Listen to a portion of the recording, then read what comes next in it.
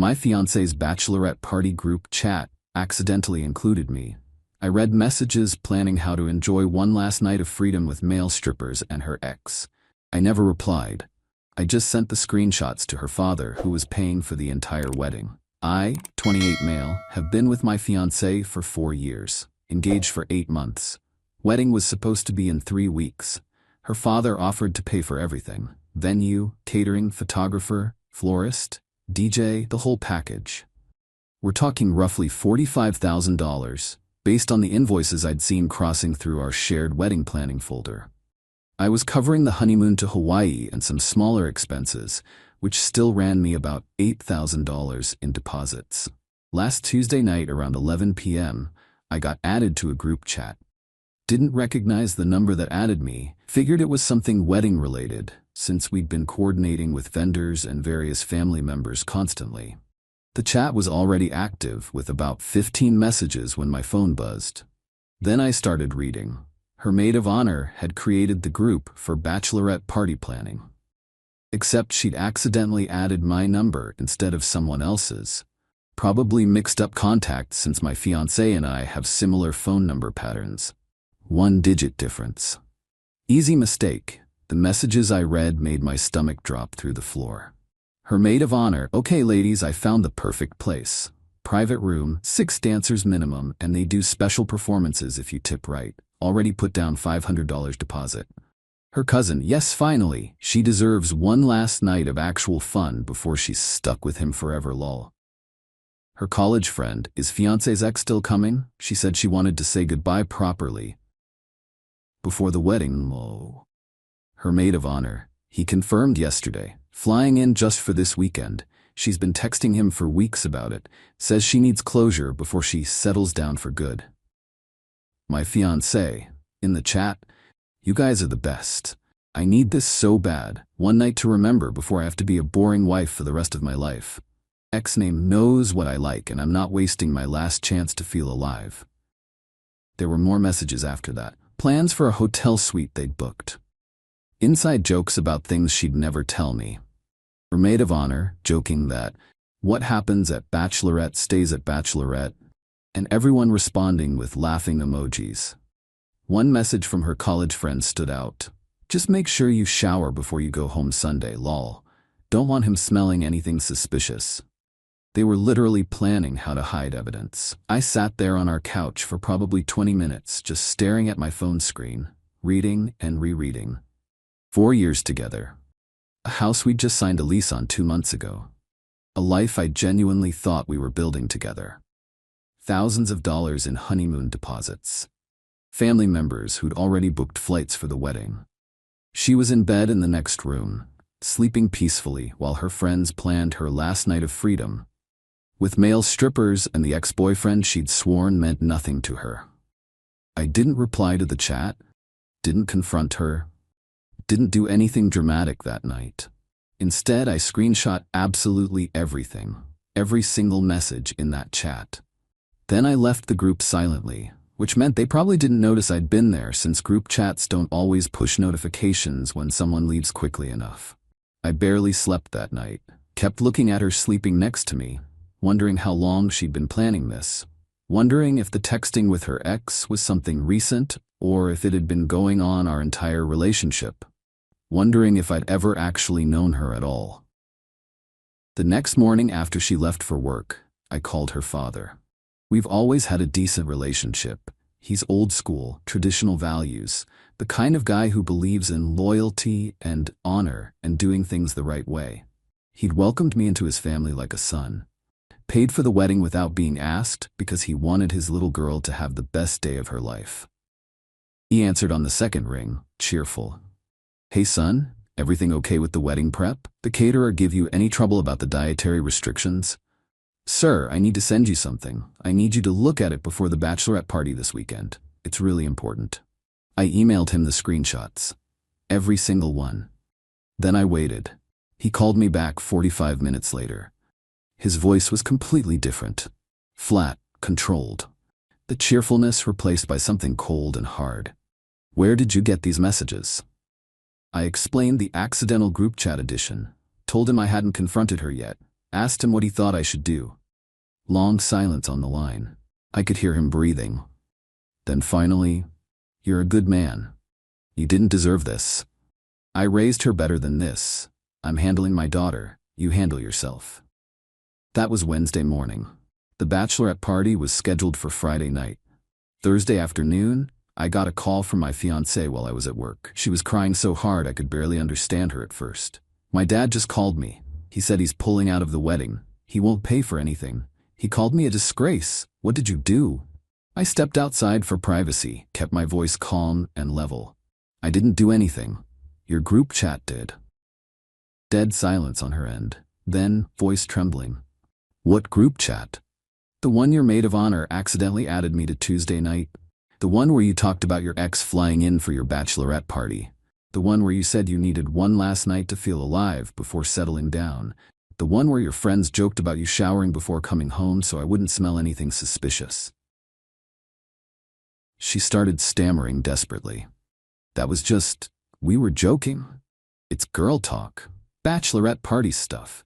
It didn't mean anything real." "Then why is your ex literally flying in this weekend just for this party?" More silence. Then she hung up without another word. "I've been staying at my buddy's apartment since Thursday night. Haven't gone back to our place." Her father called every single wedding vendor and canceled everything that same day, eating thousands in lost deposits himself rather than let the wedding proceed. He told me later he'd rather lose the money than watch his daughter make a mockery of marriage vows. Her mother has called me 6 times since then. I haven't answered. Her maid of honor sent me a 4-paragraph text calling me a controlling psycho for spying on a private conversation between friends. My fiancé has alternated between sobbing apologies and threats to tell everyone I was abusive and manipulative if I don't somehow fix this situation. Her father texted me Friday morning, "You did the right thing, son. I'm sorry my daughter isn't who either of us thought she was. You deserved better. The wedding is officially canceled. I'm in the process of getting refunds on what I can from the honeymoon bookings, and I'm trying to figure out how to explain to my own family and friends why there won't be a wedding in 3 weeks." Update 1. 5 days later. Thanks everyone for the support on the original post. Things have escalated significantly since then. So let me catch everyone up on the chaos. The day after my original post, the harassment campaign really kicked into high gear. Her maid of honor created a new group chat, this time definitely without me, and apparently coordinated a full assault on my reputation through everyone I know. My mom got a call from someone claiming I had serious anger issues and had threatened my fiancé during arguments. My sister got a DM from an account she didn't recognize saying I was mentally unstable and controlling. My best man got approached at a bar by her cousin, who tried to convince him I'd been emotionally abusive throughout our entire 4-year relationship. Classic Darvo strategy. Deny, attack, reverse victim and offender. Make the person who caught you the villain instead. But here's the thing they didn't count on. I had already shared the screenshots with my family before the flying monkeys arrived. My people knew the truth. When her maid of honor called my mom to spread her version of events, my mom simply said, "Honey, I've seen the messages your friend wrote. She was planning to cheat on my son with her ex-boyfriend at a party you were organizing. Maybe worry about that instead of calling me with this nonsense." The phone went completely silent, and then the maid of honor hung up. Then came the direct confrontation I'd been expecting. Sunday afternoon, my fiancée showed up at my buddy's apartment building, just appeared in the hallway when I opened the door, mascara streaked down her face, looking like she hadn't slept in days. "We need to talk, please. Just hear me out for 5 minutes." My buddy looked at me from the couch, eyebrow raised. I nodded slightly. Better to handle this directly than let it fester. She came inside and immediately started crying harder. "I don't know why you're doing this to me, to us, to everything we built together. I made one stupid mistake." "You didn't make a mistake. You made a plan, for weeks, coordinated with your friends, to hook up with your ex at your bachelorette party while I sat home trusting you. I wasn't going to actually do anything with him. It was just fantasy stuff, just something to get out of my system before we got married. Girls do this. You said you needed one last night to feel alive before you had to settle down and be a boring wife. Those were your exact words. You called being married to me settling down, like it was giving up, like I was some kind of prison sentence you were accepting. She switched tactics immediately, tears turning to anger. So what, you went running to my father? Like a child running to a parent? Instead of coming to me first, like an adult, in an adult relationship? Why would I come to you first? So you could gaslight me into thinking I was overreacting? So you could hide the evidence and go through with your plans anyway? So you could lie to my face again? I told you it was just talk. Nothing was actually going to happen. Your ex was literally flying across the country just for this weekend. You'd been texting him for weeks making plans. Your friends were joking about you showering before coming home. At what point exactly was nothing going to happen? She didn't have an answer for that. Just stood there with her mouth open. Then she tried the guilt manipulation angle. My dad won't even look at me now. My mom is crying constantly. You've completely destroyed my entire family over some stupid messages. No. You destroyed your family when you planned to cheat on me 3 weeks before our wedding, and your father found out what kind of person you actually are. That's not on me. This isn't fair. I didn't actually do anything yet. It was just planning. Just talking. My buddy finally spoke up from the couch. Lady, if my fiancée was texting her ex for weeks, planning to say goodbye properly before our wedding, I wouldn't care whether she actually went through with it or not. The intent is the betrayal. The planning is the betrayal. The lying is the betrayal. She turned on him viciously. This is none of your business. Stay out of it. You're standing in my living room uninvited. It's literally my business now. She looked back at me, desperation replacing anger. So that's really it? 4 years together and you're just done? Just like that? You won't even try to work through this? 4 years together and you were planning to sleep with your ex before marrying me. You were texting him for weeks while sleeping next to me every night. Yeah, I'm done. She left, slammed the door so hard a picture frame fell off the wall and cracked. But the entitlement didn't stop with that confrontation. Tuesday morning, I got an email from her personal account. Subject line, fair is fair. The email demanded I pay her $8,000 to compensate her for the wedding deposits her father lost, the custom wedding dress she'd already purchased, and the emotional damage I'd caused by humiliating her in front of her entire family. I forwarded the email to her father without adding any comment of my own. He replied 20 minutes later, I'll handle this. Yesterday evening, her mother called me directly. Different approach than the maid of honor. Soft voice, gentle tone, playing the sympathetic peacemaker. Sweetheart, I know my daughter made some serious mistakes, but you have to understand she was just scared. Pre-wedding nerves. Cold feet. It happens to so many couples. Couldn't you two maybe try couples counseling before throwing everything away? Ma'am, with respect, your daughter wasn't having cold feet. She was actively coordinating with her ex-boyfriend for weeks to meet up during her bachelorette party. She was making plans with her friends to hide evidence from me. That's not fear. That's calculated deception. But she loves you. She's told me so 100 times. She's been crying for days. She also said she needed one last night to feel alive before being stuck with me forever. She called me boring. She said her ex knows what she likes. That doesn't sound like love to me. That sounds like contempt. Long pause on the line. Then tone hardening slightly. You're making a huge mistake walking away. No woman is going to be perfect. You'll never find someone who doesn't have flaws. You're being unrealistic about someone who doesn't plan to cheat on me before we're even married? I think that's a pretty reasonable standard. I'm willing to take my chances. She hung up without saying goodbye. The apartment situation is getting complicated. Both our names are on the lease since we signed it together. She's refusing to move out and demanding I continue paying my half of rent even though I'm not living there. I've contacted a lawyer friend to figure out my options. Looking at potentially losing the security deposit entirely and eating some additional costs just to get out clean and be done with her. Her ex-boyfriend, by the way, according to her cousin, who apparently had a crisis of conscience and reached out to me directly, he showed up for the bachelorette party anyway that Friday. The party still happened, just smaller, sadder, and with the bride-to-be crying half the night. And he left Saturday morning when he realized the wedding was canceled and there was way too much drama for what he'd signed up for. Couldn't make this stuff up if I tried. Final update, 2 weeks later. It's been roughly 2 weeks since the wedding was supposed to happen. The date came and went last Saturday. I spent it at my parents' house, eating my mom's pot roast and watching college football with my dad.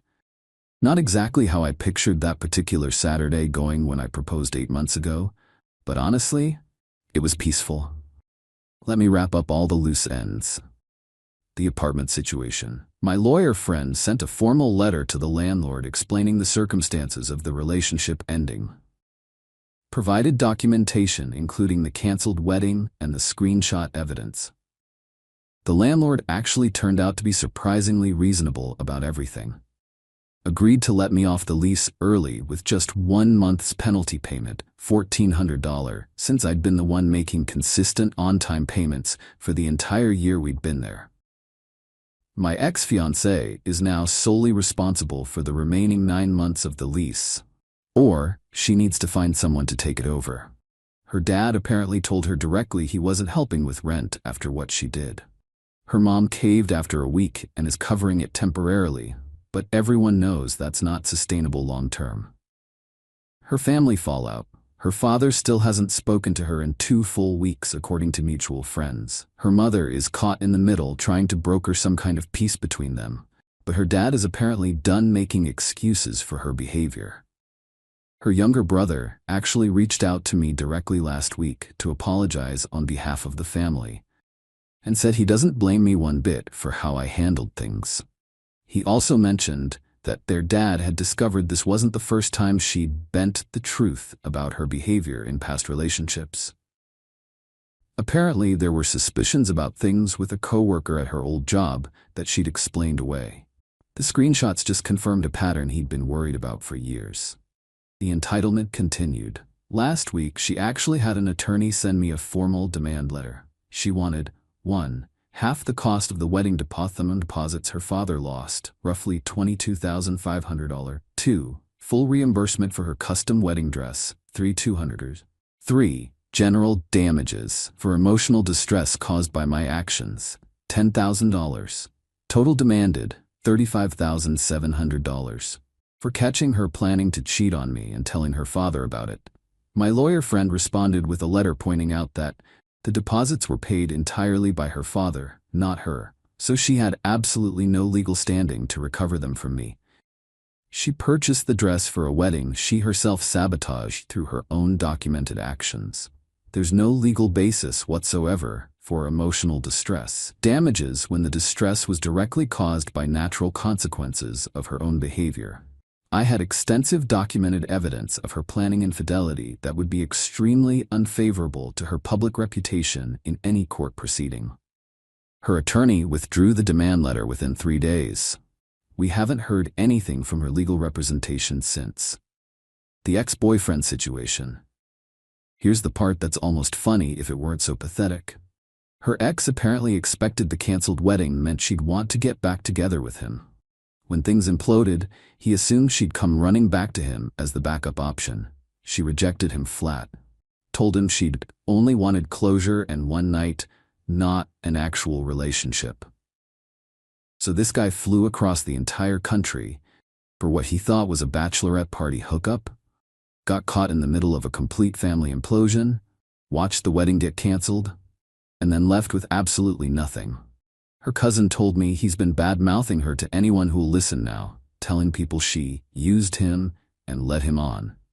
The bridge burner got her own bridges burned right back. The maid of honor, the person whose mistake with phone numbers accidentally added me to that group chat. She's apparently being blamed by my ex-fiancé for ruining everything. Their friendship of 20+ years is effectively destroyed. The maid of honor is telling everyone who asks that she was just helping plan exactly what the bride asked for, and that my ex-fiancé was the one who specifically requested her ex be invited. No one's taking responsibility. Everyone's pointing fingers at everyone else. As for me, I'm doing okay. Not great. 4 years is a significant amount of time to invest in someone who turned out to be capable of this level of deception. But I'm okay. I've got genuine support from my family, my close friends, and weirdly, from her own father, who sent me a bottle of nice whiskey last week with a handwritten note that said, "For what it's worth, I would have been proud to call you my son-in-law. You deserved better than what my daughter gave you." I'm staying with my buddy until I find my own place, which should be within the next few weeks. Work has been a decent distraction from everything. I've started seeing a therapist to help process all of this. Not because I'm falling apart, but because I want to understand how I missed the warning signs for 4 years. Want to make sure I don't miss them again with someone else down the road. The wedding dress, by the way, it's still hanging in the apartment closet according to her brother. She apparently refuses to look at it, can't return it because it was custom altered, and won't throw it away either. It's just hanging there. A $200 monument to choices and their consequences. I don't feel victorious about any of this. I don't feel satisfied or vindicated. I just feel relieved. Relieved I found out before the wedding instead of 3 years into a marriage. Relieved I trusted my gut instinct to document everything instead of confronting her directly and giving her a chance to lie and delete evidence. Relieved her father turned out to be the kind of man who valued honesty and accountability over blindly protecting his daughter's mistakes. Some people in the comments of my original post said I should have talked to her first, given her a chance to explain herself. Maybe they're right in some theoretical sense, but practically speaking, she was texting her ex for weeks, making plans. She was coordinating detailed arrangements with her friends. Her friends were literally joking about evidence disposal. That's not a momentary lapse in judgment you talk through over dinner. That's a pattern of calculated deception you protect yourself from. I don't know what she'll do with her life going forward. Don't really care anymore. My chapter with her is completely closed. The group chat that was supposed to plan a wild bachelorette party ended up planning the end of a wedding instead. Sometimes the trash takes itself out. It just needs an accidental push in the right direction. Thanks for following along through all of this. Time to move forward.